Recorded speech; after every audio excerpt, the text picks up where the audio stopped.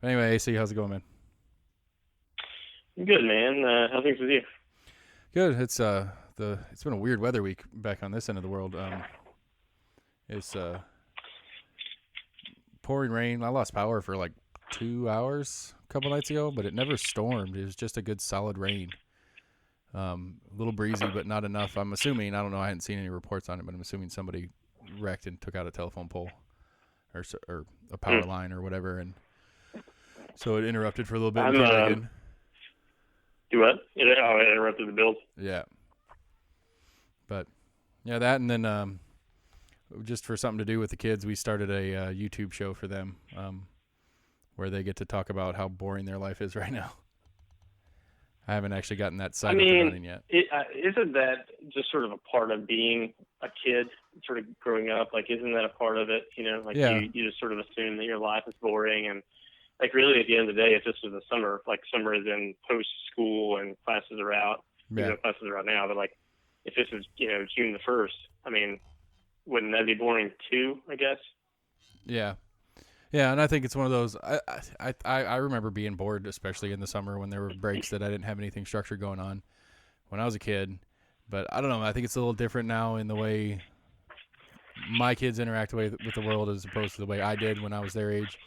Because part of it, I think, is me as a parent being a little bit more helicoptery than my mom was for sure.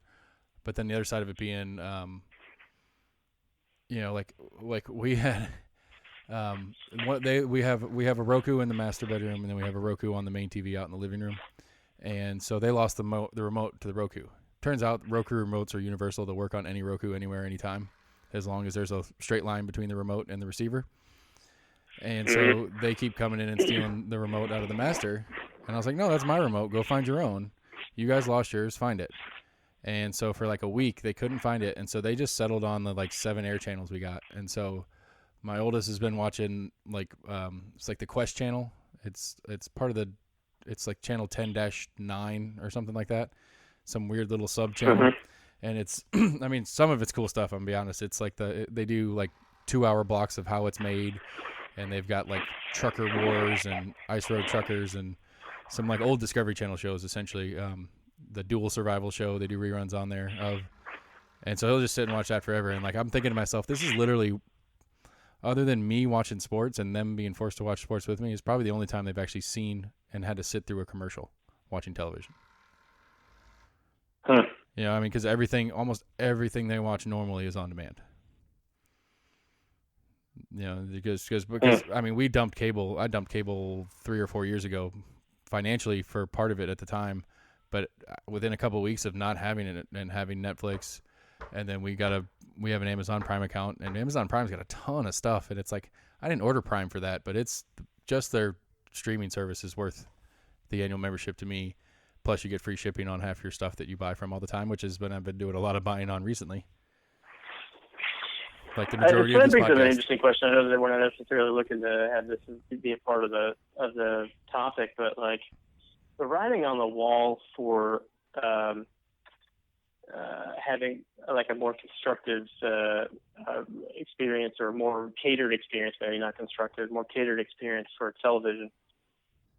It seems like the Comcast of the world should have seen the writing on the wall, Yeah, 10 years ago, that yeah, eventually there's going to be a world in which cable is not going to be a thing for most Americans. right. Especially And I, since and they I were don't Prime. see Yeah, I don't see a business model where Comcast is able to continue to make money in that particular environment. Maybe it's there, and I just don't see it. But right, eventually, I just think it's going to be a dinosaur, and we're not going to be paying $200 a month for a cable service when we can get a streaming service. right. I agree with that, and especially Comcast and Xfinity and whatever for us locally, going from a cable provider to now the internet provider as well as the cable provider, not going, oh hey, this thing that we are doing is going to kill part of ourselves. In the sense that we are now providing internet, which is providing content that I mean they had been essentially the sole provider of content until they started piping internet into people's homes. Not that they were the ones that did it, but I mean, they're kind of shooting themselves with their own model. But at the same time, Comcast, Universal, and all them, with their mergers as of late, um, they create enough content that they can sell to streaming services or even on their own streaming services probably to be okay. I mean, you got to think the big fight currently, if you saw, I don't know if you saw it, AMC, the largest theater chain in the country, basically said we will not show another Universal or we will not show another film that's part of the Universal family ever again. Did you see that? Heard that story at all? No, I didn't see it at all. That's my dog, everybody. He's special. Yes, you had seen it? The story? No, I had not seen it. Okay, so essentially what happened was I thought it was kind of a cool move. Universal let their new Trolls 2 movie out directly to streaming services because its release date came like a week after all the shutdown orders started coming into place. So nobody could go out, nobody could go to the theater to watch the movie. So, you know, in a desperate attempt, I assume, to try to make some of their money back, they released it straight to digital. And whether it's through Amazon or Apple TV or whatever, people could rent it or buy it or whatever that means exactly for like $10-15 or whatever. And so you got a brand new release at home. And apparently they did better in sales on Trolls 2 released at home than they did in the first week in the theaters for the original Troll movie. And so some people at Universal apparently made some public statement that they might do a lot of like split releases where they release it both on digital and in the theaters. And so AMC, the largest theater group, said, nope, not a chance. We will not carry your movies if you were doing, because their whole model is based on the exclusivity. It's the only way they get away with it is being, everybody wants to see this new movie that comes out now. And for me, I don't know about you, but for me, I'm perfectly happy with 90% of movies watching them at home on my TV. And I don't even have a great TV. Unless it's like super sci-fi and like the visual experience is major. Like I watched, what's that James Cameron movie with the blue people? Avatar. Yeah, I watched Avatar because it's on Disney Plus. We got Disney Plus for the kids and me because, you know, Star Wars stuff. But I watched Avatar the other night just for something to watch. And it's okay. I didn't like the movie as a movie in the first place. That's a separate conversation. But I remember seeing it in the theater in 3D and just visually being like, whoa, like super whoa. Because I remember there's a scene where they're in the battle or whatever, and that their big tree of life or whatever is burning. And with the 3D, there's little burning embers that are falling like right in front of your face. They're not like distracting you from the action on the screen, but it's like you're standing in the woods with them, and that tree branch above your head that's on fire that's dropping embers is coming right down next to you, like you felt in it. And like that to me is all that movie theaters are going to be any good at moving forward. Because I mean, you got ultra 4K high def TVs that normal people, air quotes, can afford. And unless it's something that's super, super, super visually and audio dependent to be in it, I don't have to sit next to this guy that chews loud. I don't have the guy 3 rows up checking his phone and that light coming on and off in the middle of the movie. You know, I can pause it to go to the bathroom instead of having to miss 3 to 5 minutes, however long it takes me to sprint to the bathroom and back. I just think the movie theater experience is a dying art anyway. Well, so I'll say this. I was reading an article about maybe 3 weeks ago, like a New York Times, Washington Post, something like that, where it said that movie theaters as a whole, like just forget about really most of what you said, not saying that it's not true, but if you just put what you just said on hold for a second, they were just talking about how our lives will be altered and changed sort of post-COVID experience. And it was a fairly decent article describing like there's like maybe 4 or 5, I can't remember how many, but there's a small number of theater companies across the United States. And if you think about it, they only own the physical building and like the popcorn makers and that sort of thing. They don't own the films that they're showing that are coming out, you know, brand new at midnight or whatever. Mm-hmm. And so the fact that they don't have a whole lot of that stuff there, and the fact they're not making any revenue at all right now, pause that for a second and say that there are companies like Netflix that could offer this at-home experience. There was a really good argument that stated that movie theaters as a whole may not come back at all. I mean, they'll be there. They'll, you know, have movie releases, that sort of thing. Right. But there may be a new model where the Netflix companies come in and say, you know what, like maybe I need to get with Paramount and Like we'll release it straight to home, Right. and like people have a home theater system for the same reasons you just described. And I don't know, like Well, I think things go away all the time as the years go on, but yeah. You just, as much as I don't want to have that guy next to me that's got his phone on, I think I would miss the theater experience as a whole I agree. if it went away. Yeah, I agree.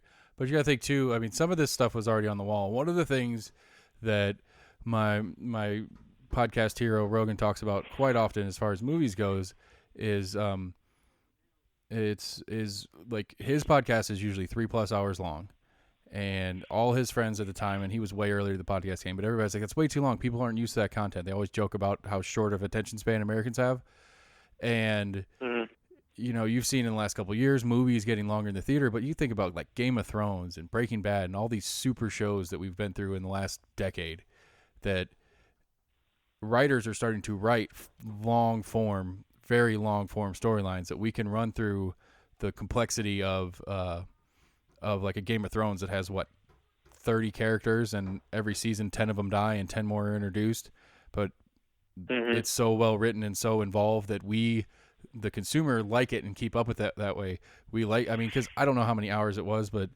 what was it, 6 seasons of Game of Thrones? Like 10+ episodes a season on average? I don't know. I never watched any of them. Right, point being, in total, it was probably 100 hours of total content in one storyline, essentially. And people couldn't get enough of it, where, like the last Avengers movies was 3.5 hours long, and that's one of the longest movies ever to release in theater, and blah blah blah blah, and so that the theater experience, as much as I agree with you too, I think it's going to be sad when it goes. I think it's going to be somebody gets real smart about how they do it and completely 100% focus on the experience aspect, all the way to the individual level, instead of it being we can perform.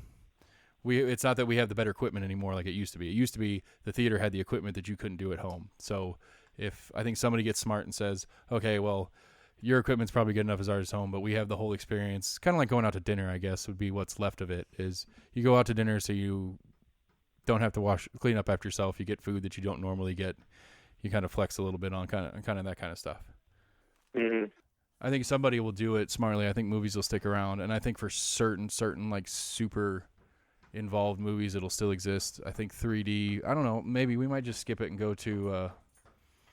Once we get to VR stuff too, once you have VR at home that's of a high quality level, we're going to get way, way better at, I mean, you could have a VR movie that looks like you're sitting in a movie theater watching the movie with other strangers. Yeah, but I got a little bit of a pushback on that, though, as far as the VR experience is concerned. Like at a video game level, and I know that Sam will probably speak a little bit to this, like at a video game level, just 20 seconds of an intro of it. One of the most anticipated video game series that's been trying to fans have been trying to get access to is called the Half-Life series. Mm-hmm. And I don't know if you're familiar with it or not, but a little bit. Half-Life was a groundbreaking video game series. I don't know, it's probably 15 years ago now that it started, but so the parent company named Valve, it's a company that makes this video game series. They came out like maybe 6 months ago and said, hey, we're making the highly anticipated follow-up to the cliffhanger last episode, and by the way, it's going to be on VR. And consequently, Valve is also one of the companies that have VR proprietary technology. So like, not only do you want to buy the video game, they're trying to sell their VR technology, which, granted, this is probably expensive. I think it's like $900 to like get the set, and you need to have a computer and all that jazz to actually run the graphics, etc. But like, it sold well, but you would think that there would be more folks that would have purchased that. And maybe it's just a situation where it just, instead of it being, close to $1,000, it needs to be more like $400 or $500 maybe. Right. But the technology is actually there. I mean, it's from all accounts, all reviews, it's a fantastic game. Technology is there. So I don't know what it is. Like, I wonder if is it the money? Like, is it like nobody wants to wear the headset? Like you don't want to wear this big clunky fucking headset around? I don't know. But like if there was a video game that was going to provide sort of a step into that direction of VR technology and for us to utilize it more as a consumer, it would have been this series. It just doesn't seem like that's being the case. Right. I don't know. Maybe the uncanny valley's too much. Because I like the couple times I've done anything VR, it's been a while, so they weren't super great graphically. But like, there's just it's like a super drunk feeling, no matter what you're doing in it. Like, it doesn't feel right, and I don't know if it's, all the other senses aren't lining up with what my eyes are seeing, and so I don't know if it's my body or my brain reacting to my body and my eyes not matching, which is what you're doing when you're really drunk, I guess. Right. Okay, so to shift over to the other part is that you've been up in recently you've been up in the New York area, New Jersey. You sent a story about a nursing home that's got a bunch of COVID deaths and stuff, and so as far as it being a completely different atmosphere to back home, I wanted to talk about kind of like how you feel about what you see there versus what you see here. And a while back you sent a story about this is the big one for me that I want to know more about, is a bunch of healthcare workers on their breaks and between shifts and after their shift is over, before their shift starts, they're out protesting on the side of the street. And so I want to understand more about that, as far as like what specifically they're protesting and what else going on with that on the ground level, I guess. Yeah, I mean, so I can't. I didn't interview anybody from that particular protest, but let's just say that I was in the Queens area and in New York, and there were some healthcare folks that were wearing shirts that said "Trump is killing us" and that sort of thing, and they had scrubs on, and there's a partitioned section of the hospital which will not allow just sort of the general public to walk up and potentially infect some of the workers there. And so my assumption was, as I was driving past this, that these are not people that are like paid actors that you hear all the time about. Right. So my assumption was that these are actually healthcare workers. And okay, so I go ahead. But so it's the workers about their own health and safety in dealing with the pandemic is who's dying, air quotes, against the shirts and the signage. I think it's just people in general. I think, certainly that's a part of it. I mean, I'm sorry, I don't mean to interrupt. But the question, I guess, because with one way I see what you're saying is that it's like, my mom had knee surgery right before all this happened. Had this all kicked in 2 months prior or 3 months prior, whenever it was, my mom wouldn't have been able to have her knee surgery because it's not an essential, or it's an elective surgery or whatever. I wasn't sure if the "you're killing us, Trump, you're killing us" was in reference to we can't get our normal health care right now because everything's shut down for this thing. No. So it's about personal safety and protection as a worker in the industry having to deal with. And so my question, which you obviously don't know the direct answer to, would be, well, how is Trump killing them? Well, so just taking a step back, I think it's we have to be a little more clear about what the T-shirt is probably insinuating. The T-shirt is probably insinuating that clearly Trump is not taking a gun and shooting people. That's absurd.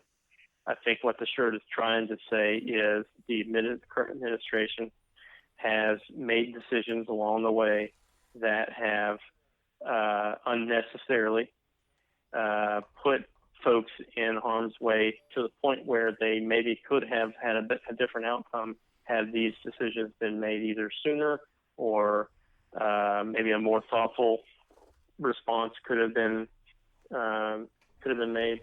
So clearly it's not he's just showing up and fucking excavating people himself, right, with his tie that goes past his penis. But the notion that we didn't have adequate PPE, the notion that we didn't have adequate ventilators initially, the notion that we had to get federal funding in order to pay for some of this stuff, the idea that and we talked about this a few weeks ago that Trump at one of his news conferences fucking COVID response sort of thing had insinuated that the speed in which he would allow federal funding to go to states would be contingent upon how the relationship was with that particular governor. We had talked about that too. And Cuomo is, go ahead. No, I was just saying, and Cuomo through this, especially the early stage of this, and him were butting heads pretty hard. So if emergency funding is dependent on whether Trump likes you right now or not, Cuomo was not somebody on his I like you list.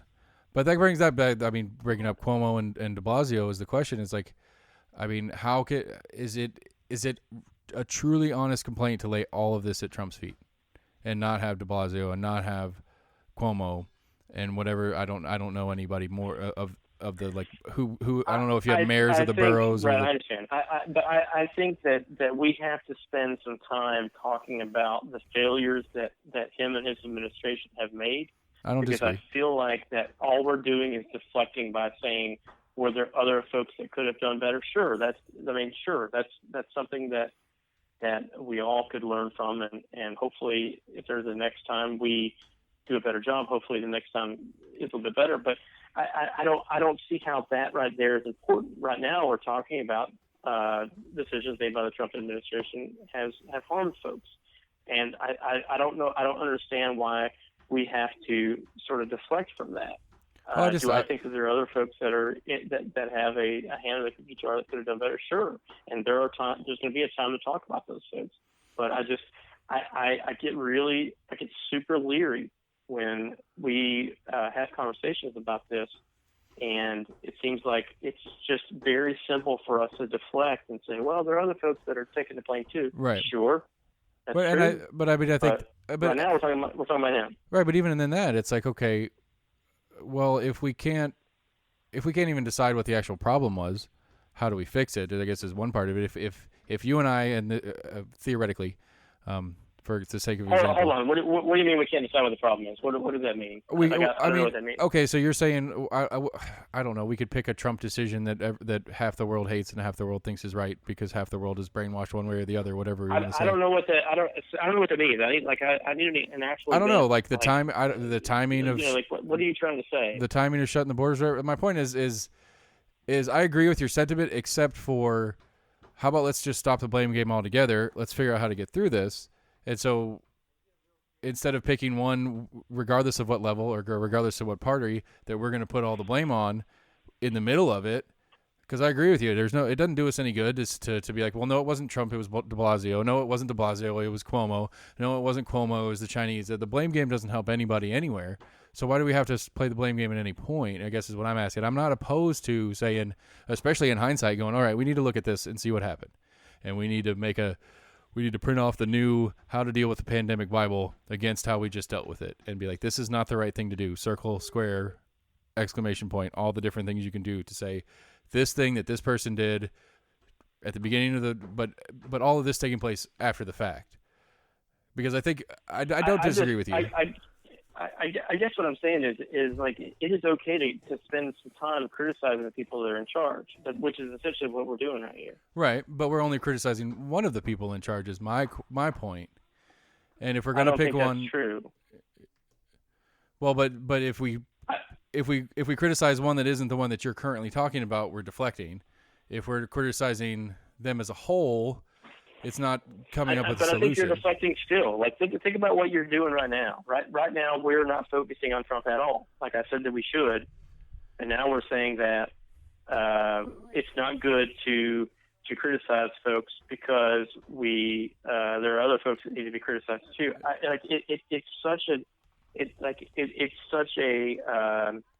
It's a strongman argument. The fact that we can't criticize our leaders and we can just systematically talk about each one. Like as I said, I'm happy to talk about failures that other folks in the administration may have had or folks at other federal agencies may have had. Okay. But, well, then I mean, I don't get why we have to say, well, there are other folks that were involved. Sure, that's okay, and they can have their time too. Right. And right now, it's time that we're criticizing Trump right now. Okay, but I guess my issue with that is it seems to me historically that when the record is corrected 5 years down the line, that is less what's the word I'm looking for? It's That is a less well spread version until you get 50 years down the line. So, 2 or 3 years from now, when we look back and we can go XYZ, whatever XYZ is the actual problems, which Trump will be included on that list, no doubt. But we look at it and we go, okay, well, here's something here, here's something there, and we write the true history of how we could have done this better and where the mistakes were made. That story is going to be a blip against whatever the current exciting thing is. Like, I don't know, like apparently the Pentagon released UFO footage this week. Did you hear about that?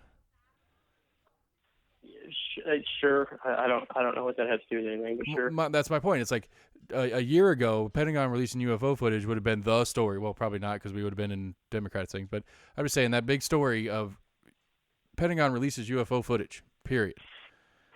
In the backdrop of what's going on right now, it's like I don't care about aliens right now. I care about whether we're going to survive as a country for the next 2 weeks.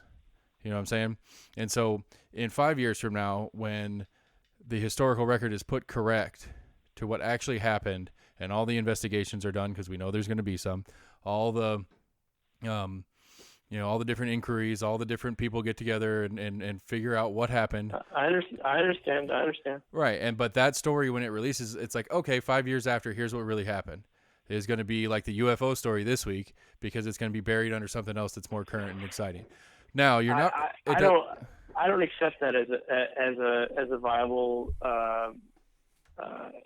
synopsis of this whole thing. Like it because it insinuates that there's a reason it could keep people in the moment. Like we should wait and have the benefit of hindsight to figure out who's wrong. I agree with what you're saying. I mean, that's absurd. Right. No, and I agree. And I'm not saying that that is the I guess my gut reaction to it is it's like, okay, if we're going to play the criticizing game, let's play the game and let's get everybody on record right now because of that. But you're correct. That if anything, the hard part for me against you specifically is that somehow it always comes back to Trump as whatever we're talking about. He's the president. I mean, like if there are things that are his fault, that if there are things that are federal decisions, I mean, he's the one that's in office. He's the spokesperson for this sort of thing. And so, like, it does, like, I adamantly do not accept the idea that just because we're criticizing a person doesn't mean that the criticism may not be true. Okay, I get that too. I do. So let's go back to the beginning before I deflected hard. So healthcare workers on the side of the street, mad about with their signs saying Trump is killing us. And so one of the questions I asked that I don't know that I got the answer is, what has Trump done that is killing them? Well, again, like we said 15 minutes ago, I don't think it's them. I think it's right. The public at large. Anybody who's breathing, I think, is part of it. We should have responded sooner. We should not have had a person that was in office that was saying things like, there's 2 people that are infected, or however low number he gave, and then did sort of the Nike swoosh symbol that said that like a miracle this is going to be gone. Right. We don't have any thoughtful leadership here at the top when it comes to this sort of thing. Like it seems like we're touting this hydroxychloroquine nonsense based on a very short, non-peer-reviewed research article, and then several weeks later he's just sort of maybe jokingly, maybe not. I'm really truly not sure. Talking about injecting disinfectant. Right. These are not things that you want from leadership in this sort of thing. And I cannot imagine a scenario where this is acceptable for folks. Okay, so like, quick devil's advocate. When Bush got us into the fucking Iraq war, like it's okay for us to criticize him. I agree. Obama was, sending unmanned drones over to kill people. Right. It's okay to criticize them too, and so I don't understand why it's become this vogue thing to not criticize folks that are in charge.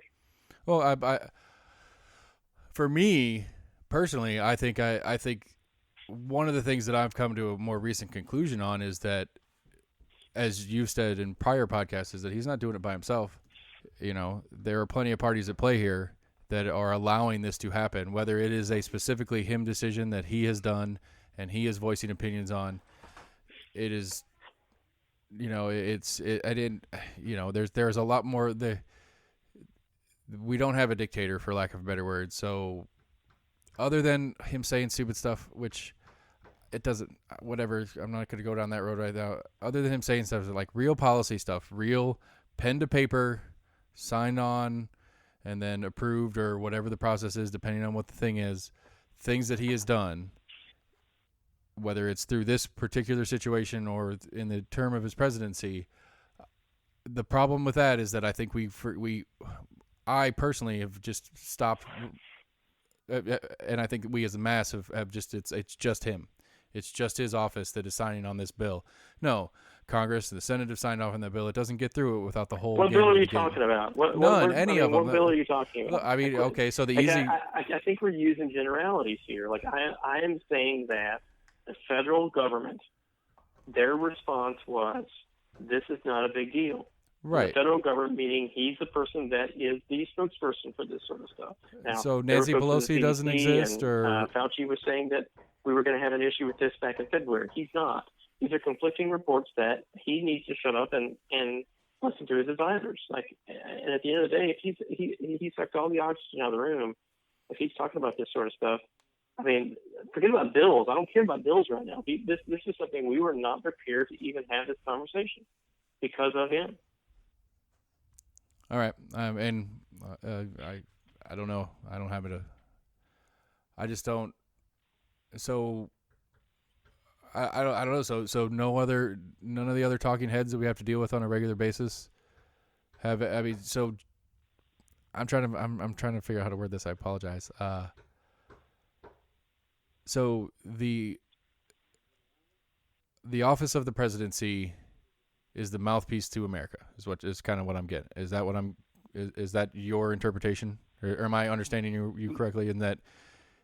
What I'm saying is the office of the presidency carries a weight in which it's more weight than the director of the CDC or the director of whatever it is, infectious disease.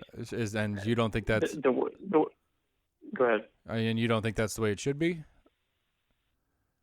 I don't know. I don't have an opinion on that as far as this particular conversation is concerned. I just think the reality is the office of the presidency carries more weight, and I don't know if he understands that sometimes, or maybe he does so much that he understands it so well that that's the way he's able to control the media narrative. Right, and I think it's a design. But that's either here nor there. Right. I think the larger point is if you have a person that does carry more weight, then that person then has to understand that they carry more responsibility.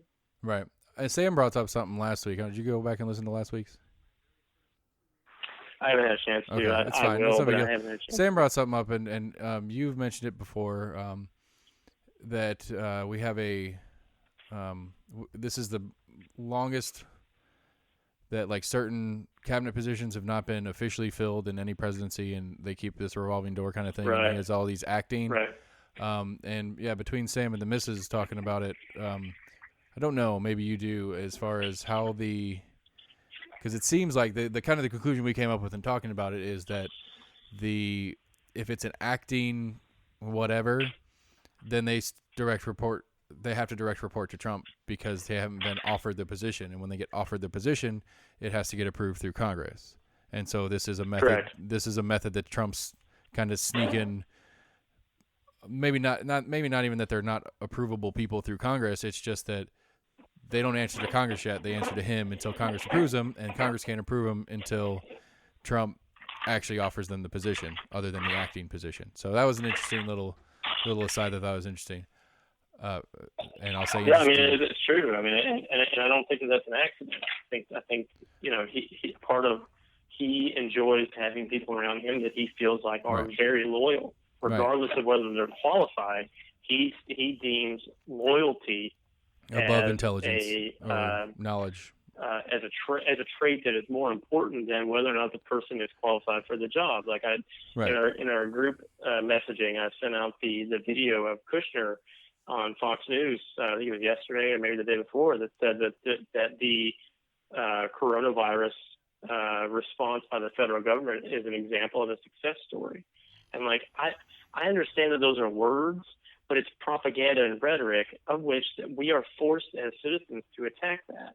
Right. I mean, number one, he is not qualified to be in any position in the government aside from the fact that he has married into that particular family, one. And two, at what level is this considered a success story? Right. Like, I'm not trying to pick apart stuff that Right. somebody spoke out of context. Like, that is absurd. Who says that? Right. Because it's not right. It's not quantifiable. It's not even.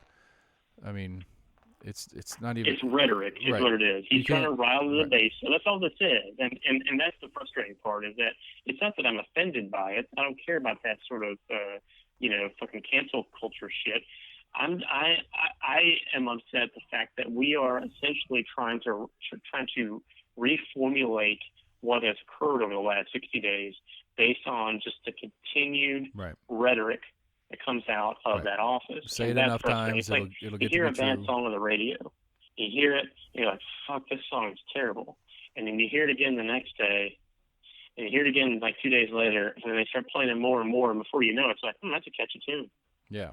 This song sucks, but it's a catchy tune. Yeah, and I wonder how much of that is, this is just spoon-fed rhetoric that over a period of time, it's like, well, they didn't do too bad. I mean, that's not acceptable. Right. And it goes back to what I was saying. I don't think that our society is I don't think they're focused enough to be able to, as we've said before, these things are actually more complicated. Right. We sort of hear that response and we assume that that's the truth. And if you dig below the surface, it's just simply not true. Right. Because it goes back to what we were saying a minute ago, as far as like, it's said enough times currently that it's the truth now, and then in 5 years when the record is set straight, it's going to be such a sub-story that the people that lived through it remember it how they were told at the time, not how it was corrected on the other side. That we're just going to... Well, I mean, I don't know if I would correlate what I just said with what you were trying to say 15 minutes ago. Really? Because I don't think those are correct. I think definitively, I don't think we need to have hindsight of 5 years to understand that we would have been better off if we had a spokesperson for the government, the one that carries the most weight. Right. And said that we've got an impending disaster, we should respond. I don't think we need a benefit of 5 years for that. I remember one of our first podcasts, we were having a conversation about. Max had said that this was nothing more than a case of the flu, and that's sort of what the right-wing media was saying at the time. And I would argue that right now, that's clearly not the case. Like, if it was nothing more than the flu, we wouldn't have as many. Right, you're right. But to be fair, it wasn't. It was not exclusively a right-wing. I just think that was not exclusively a right-wing media thing. There's CNN talking about it as as a flu-ish, and it might be. It might be a little worse than our normal flu, but it's not a right-wing exclusive thing. But you're correct that back at our first I'm saying that generally speaking, that was a right-wing, that there were more right-wing folks that were saying that because there were more pro-Trump folks in the right wing is what I'm trying to say. I'm not trying to say that it didn't exist in other portions of the national media. I'm saying that across the board, there were significantly more folks in the right-wing media that were saying that this is not a big deal compared to other sections of the media is what I'm saying. No, I'm sorry. One more time, say that last part again. I'm saying that I'm not trying to insinuate that only the right-wing media was saying that this was nothing more than the flu. I'm saying that at the end of the day, there were more folks in the right-wing media that were saying that this is nothing more than the flu than there were in other sections of the media. I'm not saying that people in other sections of the media were not potentially saying the same thing. I'm saying that there were significantly more folks in the right-wing media that were saying this is nothing more than the flu. Okay. It's not a big deal. Right. Than in other sections of the media. Is what I'm trying to say. All right. Sadly, I don't remember well enough that long ago that I could really argue other than I know of a couple of particulars that did, but a couple of particulars are not the majority of the left-wing media machine anyway. So, I don't know. That's So we're gonna go. I'm it's what we do. We wander off aimlessly. I'm just kind of think of where to go from here. I don't know. I think where we go from here is we again. I've said this almost every single podcast. We have to continue to criticize folks, and I think that when we have people that are in positions of power that have influence over our everyday lives, I think we have to continue to criticize the ever-loving shit out of them. And we have to start questioning whether or not the amount of criticism we're giving them is enough. Right. I think in this particular situation in particular, I don't see a situation where we are just overly critical of the president. I think in this situation, we have to be as critical as possible. That way we don't have this issue again. Right. And like we have to stop feeling like that we are quote bashing a person or not. At the end of the day, I don't care who's in the office. We have to put their ass in the fucking fire. If Hillary was in office, I'd put her ass in the fire too. Right. And okay. I don't understand why we feel like that we have to kick up for folks. Like right. I don't understand why that's a part of our schema. Like why is that necessary? It's an identity issue as individuals, is that we identify with whatever, and so defending that person is defending myself. So in it's not a good enough reason. Or well, that's just I'm giving you a guess answer. Sure, I'm I not saying it's the exclusive reason or anything. That's not a good enough reason. Right, but I mean, it's just not. Well, and I think too, and I mean, and again, this is my identity bias showing, is I think we as a whole over time have put a system in place that there is only that we only pick one person to criticize. That's not fair either. I don't know. I'm trying to figure out how to word this correctly, because like I have a thought on it, I just can't figure out how to articulate it well. Because like, all right, so I looked at one study the other day. It was talking about if you take the state of New York and New York City proper, not counting Newark and neighboring whatever, but if you actually take New York as a whole out of the statistics, that we are above average against countries like in the per capita numbers game, the stats and all that kind of stuff. We are about average against most other developed nations in our response to this. And so I guess what came up to me on that one, and this is why the protesters thing was kind of clicked for me, is that it's like, well, what is so different about New York City specifically? I understand it's a super densely populated area, but what is so different about New York City specifically that compared to the rest of the country, the numbers are, I mean, like New York City specifically is skewing the numbers for our entire national image of what's happening right now. And what is it? I don't think that's true. I mean, I think if you reworded that, I would. I mean, I don't like that as a sentence. I mean, I don't want to get caught up in semantics, but I don't like the sentence "New York City is skewing the perception of what's going on." You know, I don't agree with that. Okay, so my issue being that if you take, so if we take a per capita number on whichever one of the numbers you want to use, whether it's testing, whether it's deaths, whether it's active infections or cases, official cases, or whatever that, if we take it on a per capita basis here in Knoxville, it's X. But if we take it on a national average, it goes up from that X. If we go on the national average without New York, it only ticks up maybe 20% of what it does with New York in the stats. So New York City specifically, as the article, and I don't have it in front of me, I'll find it and I'll send it to you separately.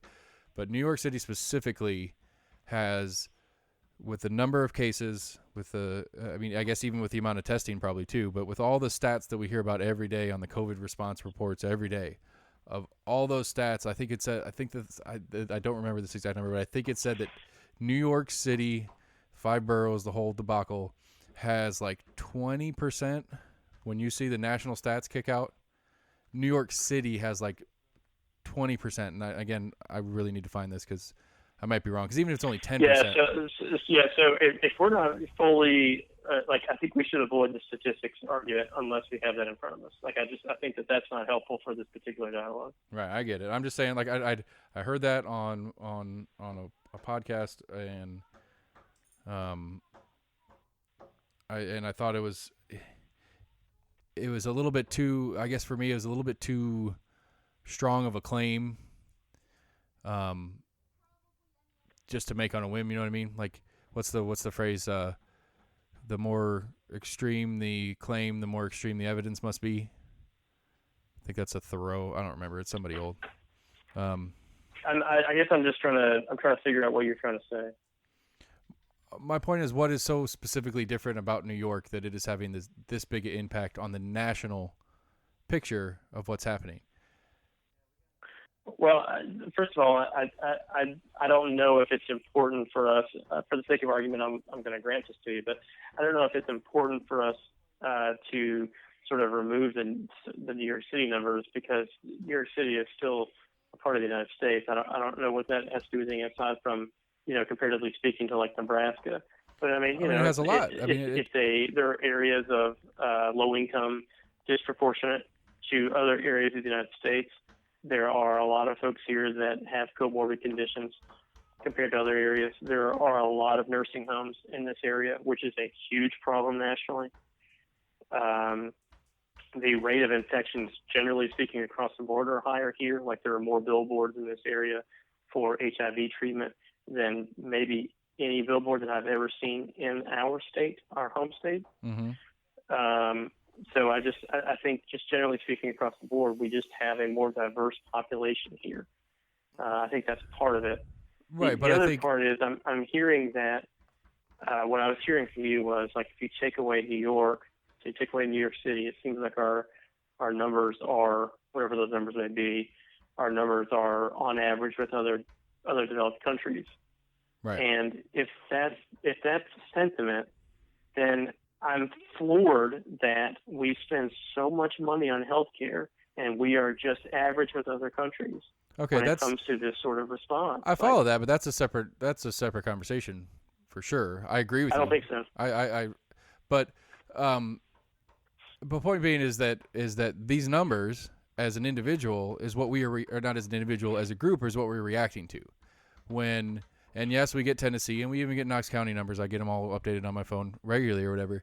But when I go out, because I get to still work because I'm essential, but when I go out to work and I see the people out and about and all the different things that are going on, these people, these businesses that I'm going into as part of my work, are reacting to the CDC guidelines, which the CDC does not have anything remotely close to the time to put together a program specific to our location here versus their location there. So the CDC, doing what the CDC does, is they take national stuff and put out a national guideline set. Well, you said it a second ago, what New York City has to do with out in the middle of nowhere, Nebraska?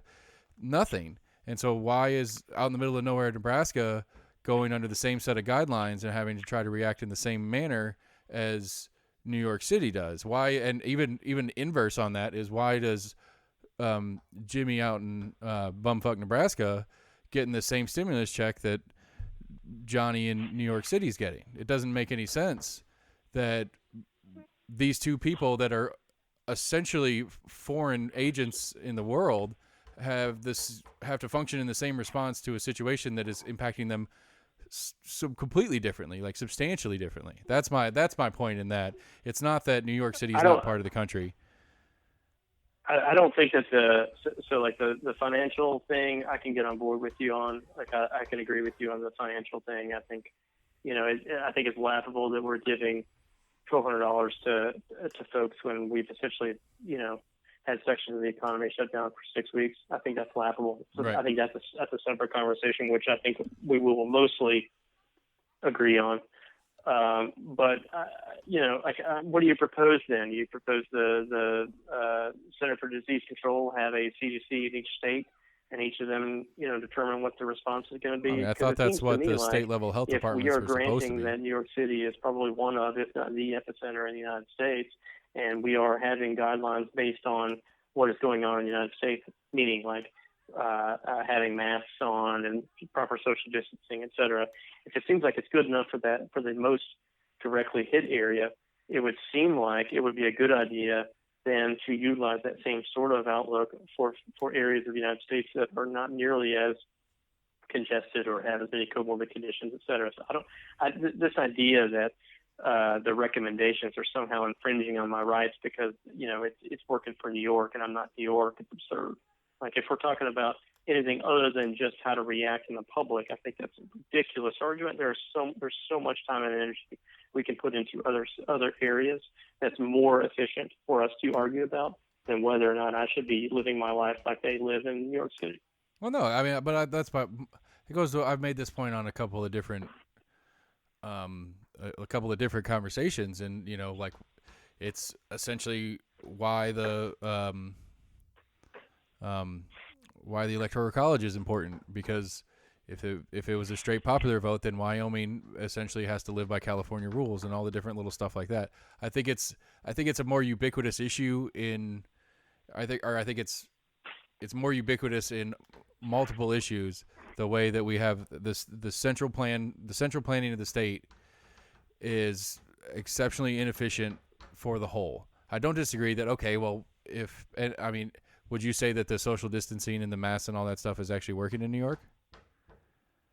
Yeah, I do. It's made a substantial impact on the continued spread, and it still doesn't. I think it's absolutely worked. 100%. I really do. I'm convinced of it. So the times that I've walked around, like, they will physically not let you into an essential business unless you have a mask on. Right. Now, and, is that at the end of the day, if you're able to keep, say, 50% of that away from you, right, you as in a person that could potentially be infected, I mean, yeah, I think that it would be. I think the cases would be far higher than what they are right now if it wasn't been for that. Right. I really do. I get it. I'm just and is that the guidelines? I don't know. I don't know what New York's got in place, because I know here in Tennessee, as the governor's reopening the state for business, they're spreading guidelines as far as, this industry has to do these things, or that's not, none of them are a have to. It's a suggestion, which we'll see how that goes. But they're passing these guidelines out as a range of caution. And so, like, I don't know if what the state of New York is partially reopening this weekend, right? Or next week, if I heard correctly. So like the Rochester, park system are opening. And the place that I've been at previously, it's sort of an area in which there's a number of state parks and forests that are near that area. right? And so the fact that people haven't been outdoors at all, and now this place is open, I'm just really curious to see, not now, but say maybe the end of May, 1st of June, Right. how many more of these cases. Like, we're going to see a bump. That's just how it's going to be. And It wasn't ever about stopping this completely, because there's no way to do that. Really, all we're doing is we're trying to delay this a little bit further in order for us to get more folks infected, which will mean that we have potentially an antibody response, potentially we have a vaccine, et cetera. Which is what I've been never about complaining stopping the spread completely of the virus. Right. That was never part of the conversation. Right, which is what I've been complaining about at length, is I don't understand. I don't understand what recovered means. I don't understand whether if I have antibodies, I understand that means I had it, but we don't still understand. And we were texting back and forth about this, and like, I get that it's complicated. I get that there's a lot of stuff going on and there's moving parts, and I'm obviously not smart enough to really understand it. But the base rule used to be, or for the most part, is you get sick with it, you get through it. You may not be fully immune to it, but you're not going to get it again. You're not going to keep passing it. You're usually going to be, essentially, you're more or less immune to it. I don't want to say fully immune, because I understand there's all sorts of fun little specific cases that can change the rules on that. But like it's like 3 or 4 weeks ago when Max was out sick, and when he first said he wasn't coming, we're like, oh shit, I hope he doesn't have it, because then we'd all have it, because we've been close enough to each other. And he gets his test back negative, but my first thought was, well, what if he did? What if he did, and he was a little bit more symptomatic than me, and I'm happen to be one of those super asymptomatic peoples, and I've gone through it, and I've done my 2 or 3 weeks of lead in, and then I had whatever. Do we even know what, like, the length of an infection is for somebody recovering? If it's asymptomatic, we don't know. Like, you just carry it for a couple of weeks. We don't know that either. Yeah, and like I guess it I don't want to exaggerate here, but in some ways it does to floor me that there are people that can't wrap their head around the fact that we truly don't know the answers to some of this stuff. I mean, I'm one of those people. I'm one that floors you. I don't understand how we don't have at least an idea of whether there's an immunity after the fact. I understand that. I need you to wrap your head around something. We have had HIV in our community since the early 80s. We don't have a vaccine yet. I'm not talking about vaccines. What is it, 40 years? Like, I don't understand why this is so complicated to think that after 4 months we should know everything about this. So like, there's really? so let me ask the actual question that you're answering indirectly, I think, because you're. Okay. I wasn't asking about a vaccine right there. So HIV, there is zero. If you contract it, you will get AIDS. Eventually, over a long enough period of time, there are drugs that can slow the progression of it. Right, but even back in the day when it was super if new, you don't take the drugs for it, yes, 100%. Super new and novel. All right, so if we're comparing SARS version 2 coronavirus, SARS V2, right? That's coronavirus causes COVID. Is that for the comparable here? So it's HIV causes AIDS, coronavirus causes COVID-19? No, COVID-19 COVID-19 is the CO is coronavirus, and then 19 was the year that it came out. Okay, so we don't even know what AIDS is in the equation yet. Or is it just an upper respiratory infection? That's a completely different thing. So AIDS just means that your immune system is dysfunctioning as a result of advanced stages of HIV. That's all it means. So, so we don't have it. So we have the, if we're doing the SAT exam version of here is HIV is to AIDS as COVID-19 is to blank. Nothing. Respiratory failure. We don't need to as far as the disease progression is concerned, there's not really a comparison aside from respiratory failure. Okay. So like that, we don't need to go down that road. All I'm saying is the V in HIV is a virus. The V in COVID is a virus. Okay. I'm saying that it should not surprise us that we are talking about two particular viruses distinct from one another, but we don't fully understand HIV yet. And it's been around since the 1980s. Right, but the we fact know that we should fully expect what's going on with COVID, and it's been 4 months, is absurd. Okay, but I don't know the timeline of HIV. Obviously, this is your example, and I'm trying to understand it through your example. What was the mortality rate of HIV in the first year? Yeah, like when it first came out in the 80s? Right, when it first became a thing, it was like, holy shit, there's something going on, we got to pay attention. Like, it's more than... It was like almost 100%. If it wasn't, like, I don't have the data in front of me. Right. And what was it? What was it? You don't recover from HIV. Okay, so except for Magic Johnson because he's special and rich, but that's a joke. He's not recovered. But and then what was the infection rate? As far as, or actually, what was the transmission device? Is that the right word? Method? What was the transmission method?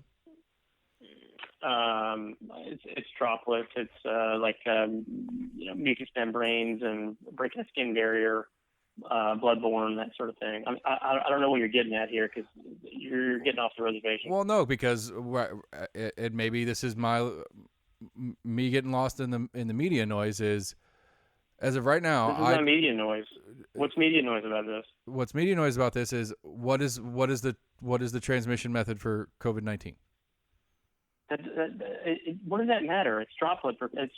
What does that matter? I'm trying to say that your initial argument was, how do we not know the answers to these things?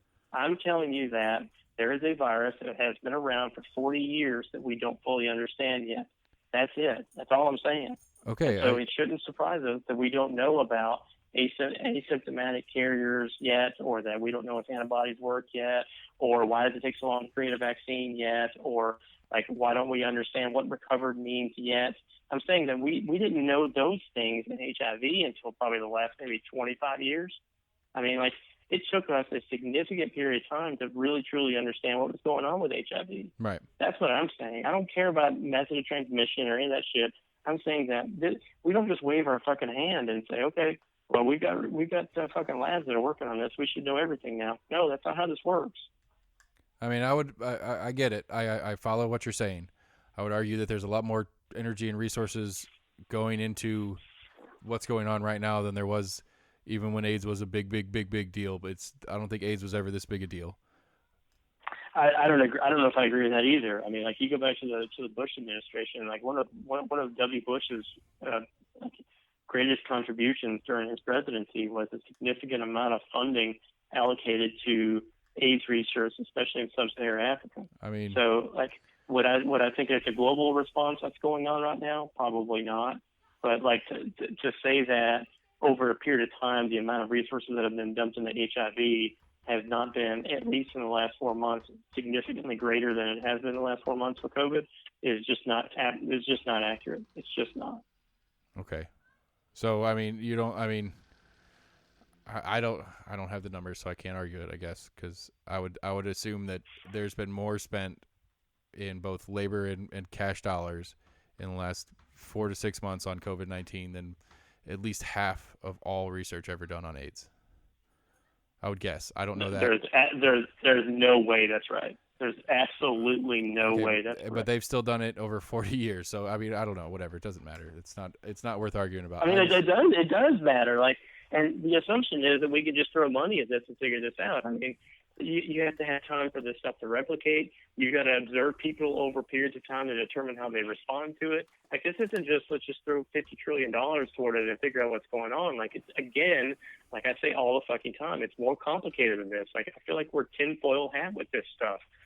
Like, what do you mean we haven't figured this out yet? No, we haven't. Like, the assumption is that there's some sort of motivation for us to not have this figured out yet. Like, there's no motivation. It's just complicated. No, my issue is not that mine's not a motivation. My issue is that I'm concerned that I've lost it in the noise, that it is out there, that this information that I am seeking is out there, because it is out there. I'm trying to give it to you. You're not listening to it. So, okay, so what does recovered mean?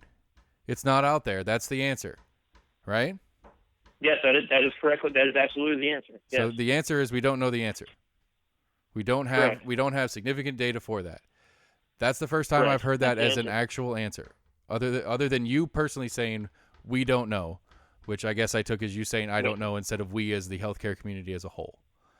So we don't know. Right, and this is the first time I'm getting that as a in an understandable way that I'm one of those people who is like, why haven't we figured this out yet? I'm absolutely one of those people. Now with the explanation comparables, it makes it a little bit more understanding of why we haven't figured it out yet. But my concern was we figured more out than we know, and we're just so many people are yelling about Trump is killing us on the side of the street in New York, and that's not true. And so many people are over here yelling about this over here, and that's not true. The fact that we would even go to that as a potential scenario, it just seems a little tin. No, again, I'm not saying. Like my fear is that I missed it in the noise, not that. As opposed to like fixing this issue. No, like, is there somebody in a room somewhere like the Wizard of Oz that's sort of saying, you know what we better, instead of us sort of fixing this whole situation, why don't we continue to make this hard on Trump? Like that's crazy. I agree. I agree with that. I'm not saying that's not my point is that you're correct. We deflect on complaints about our guy, whatever the version is, and we argue about X, Y, and Z. And like because I don't have the access or the time or energy or whatever we want to call it to go and dig and find the answer myself. Because the answer is not there. So what do I do as an individual when I can't find the answer to something? Do I assume that the answer doesn't exist, or do I assume that I couldn't find it? Which is more likely for me, a non-research depth person. That's not. I'm not. I don't think it's a non-research thing. I mean, we have a Knox County Department of Public Health. I mean, send them an email. I messaged them. I messaged them 3 different ways and got 0 response. That you could reach out to and say, hey, listen, like, can you help me wrap my mind around this sort of thing and try to understand, like, do we know whether antibodies work? Do we not? Like, can you direct me to a website that may have more? I got directed to the frequently asked question page. If you haven't done that yet, then really you're just being lazy about the problem. I got directed to the frequently asked question page and added to another mailing list that I don't want to be on. I messaged. Send another email. I mean, we've been through this. I messaged what was it? Knox County Health Department through their Facebook page, and I got a response with a link, and the link went to there. And if you want further questions, you can call this number, which I didn't, because all they've talked about, not all they've talked about, but they've mentioned a couple different times on the news that every time you try to call the health department about anything right now, you're on hold for 2 hours, and I'm not going to sit on hold for 2 hours for a curiosity question. I mean, it's an important question to me, but in the grand scheme of things, it's curiosity, because then all it's going to do, depending on what the answer is, which I would have been on hold for 2.5 hours or whatever to get we don't know. Yeah, we don't. I know, and that's fine. I am. It is more clear to me now. But my point is, did the research, couldn't find an answer. Didn't sit on the phone for 2.5 hours, which if I was lucky, I would have got somebody who would have said, we don't know. And been like, and I'm like, what do you mean we don't know? It's like, well, it's complicated. We think this might be going on, but we're not sure. We need more time to study this part of things. And assuming that I understand all the words they use in that, and then they come to the end of it and say, well, bottom line is we don't know. And if I say why, they answer that, but still we don't know. And that, okay, thank you for your time. I didn't put that much time and research in it, and because honestly I felt like I wouldn't get the answer anyway. I did some lazy research. I didn't do the in-depth, but if I was lucky enough to get somebody to answer the phone, period, and that person could answer that question with we don't know with some evidence instead of just saying we don't know, because again, I wait on the phone for 2.5 hours. I understand what you're saying. Like, I understand. I'm sorry I'm cutting you off, because it just seems like you're repeating the same thing. I guess what I'm saying is, I find it interesting that when you don't have the answer to something, you assume that it's an incompetence thing. I mean, that's on me. Because that's what it seems like it is. And number two, it seems like really all you're complaining about is this idea that there are layers to this particular scenario, and you should be able to have the answers like available to you right then.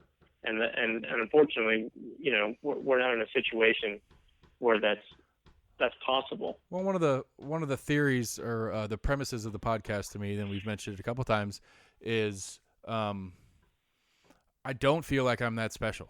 I don't feel like I'm that different. I don't feel like my thought process on a situation, whether it's this one currently or something else, is that weird. I feel like I am a little special because I like to argue for the point of arguing, not because I agree or disagree with whatever you're saying. Sometimes I know that's a special thing about me. I'm awesome that way. But I don't think I'm that different from the average American, and this is the list of questions that I have right now. And what does antibody testing do for us? It gives us a better denominator, and it may potentially help. It may potentially help with a vaccine, but we don't know what the antibodies are doing at this time. So anyway, my point is I have these 4 or 5 questions, and I don't feel like I'm special, and I don't see anybody else asking the questions. None of the media is doing it. Nobody's going, nobody's saying, well, when can we expect? What do we think about going on here? It's always you said something stupid yesterday, or you care more about money than you care about lives, or you care more about your authority as the Speaker of the House than you do about the small businesses that are out there. Whichever version of it is, that's what media does. And I don't feel like I'm that different, and I feel like media should be asking the questions like I am, because I don't feel like I'm weird. Maybe I am, and that's where. Okay, hold on. So just as a response, I typed in NPR, not CNN, not Washington Post, not Fox News. I typed in NPR coronavirus antibodies. Mm-hmm. Very first thing that popped up: false positives for coronavirus could hamper antibody tests. Okay. No evidence yet. This is a different article. No evidence yet that recovered COVID-19 patients are immune. Okay. New York starts aggressive coronavirus antibody testing in quest to reopen. This information's there. Okay. I don't know what else you want.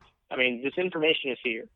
Here's another one. This is an article in NPR that says antibody, antigen, and PCR tests for COVID-19. Know the differences. So, if you want to understand what the difference between an antibody and antigen and what the polymerase chain reaction PCR tests are for COVID-19 and what they mean, these things are here. We're just fucking lazy.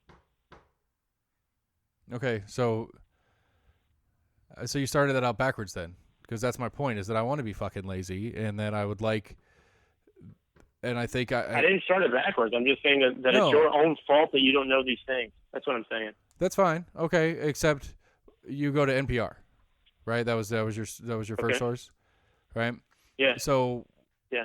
who is the leading news agency for the standard person? Is NPR top of the list? Are they top 10? I'd say they might make top 10. So now you're criticizing the media in general. Is that what you're saying? So it's not just you. It's just you're criticizing the media for the people that are not you. Is that what you're saying? Who are they? Who's the media answering to? I don't understand. The media is answering to companies that are advertising to them. I mean, they're not answering to people. I mean, so I don't know what that has to do with anything. I just think, you were initially talking about answers to questions that you don't know and that you're not special. And yet, if you're not special, you're aware of what NPR is. So look it up. And Okay. if there are people that don't know what NPR is, then I don't know what to tell them. I mean, if they think that all of their news that they get from Fox News or from CNN is 100% gospel, then they're dumb anyway. Right. So I mean, I don't understand really what you're saying. Like, I really don't. Like, this information is there, man. We it's like that article that you presented in the podcast a few weeks ago about the toddler or infant, whatever, having COVID and dying, and just reading that one sentence. This is just another example of the fact that we are just lazy. Things are more complicated than we want to admit. We're too fucking lazy. It's easier for us to bitch about it as opposed to spend more time in on it. That's it. I agree. That's why it's so important to have a figurehead like Trump tell us correct information, because we are lazy. All right. I get it. I mean, I get what you're saying. I don't know. I'm not articulating well what I'm thinking right now. Because I agree. It would be much nicer if we had a president speaking or stepping aside and letting a Fauci type or something like that speak on the issues, and maybe we'd get more clear answers. But I don't understand why. Yeah, I think we would. Yeah. Do what? I agree. No, I'm agreeing with that. Yeah, I agree. I totally agree with that. Yeah, I mean, I fully agree with that. And, to say whether whomever in the next election or whomever from the prior election would have done it better, it's hard to say that anybody wouldn't do it better. I think Biden would have a hard time. I think Biden would just hand it off because he can't string two sentences together. So he'd be like, "Here's Dr. Fauci." I don't think that's true. I mean, he was born with a stuttering problem like that. I mean, come on, that's a cheap shot.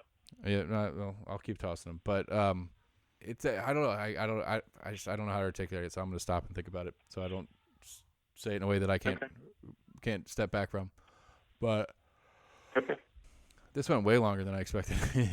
I was shooting for me too. I was shooting for like a half hour, and I was like, shit. But I'm telling you, dude, we talked about this off mic.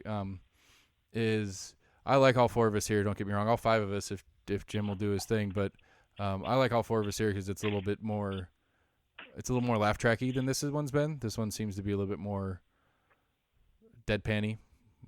I mean, not in a bad way at all. I agree. I think it's more, but I think it's the talking over thing, which is harder over the phone because I can't physically see you to react to you visually, has been a little bit of an issue on this one. But at the same time, you said something, I respond to what you said. It's not you said something, and then Max and me are both kind of jockey for a response.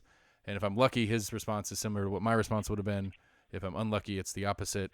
And so I think we should mix this up personally. I think we should do stuff where, because like Max was really weird about it since you didn't come last week, you didn't want to come. It's like, well, there's others of us. Not that I'm mad about who I sat in your guys' chair. No, I understand. No, I get it. I won't say this much though. I mean, if we're trying to provide a framework for people that are trying to have conversations with their friends, right? It is more likely than not that you're going to have more than it's two. It's going to be more than just two people together, and so part of the element is letting the other people talk, because that's a problem in society at large anyhow. Right. And so I think inherently, that allows a significant piece of what we're trying to say get across without actually specifically intently verbalizing it. Yeah, I get what you're saying. And that's why Sam never talks, because he's not the type to push his way into conversation. But I mean, I think to finish the podcast thing, I just think whenever, whatever. Especially now that I figured out how to get the phone thing working. I mean, because I figured out the storage space issue too, so we should have no issue with the storage space on how many podcasts we have up and keep up. Yeah. Good man. Appreciate you having me. All right. We'll talk to y'all guys later. Bye.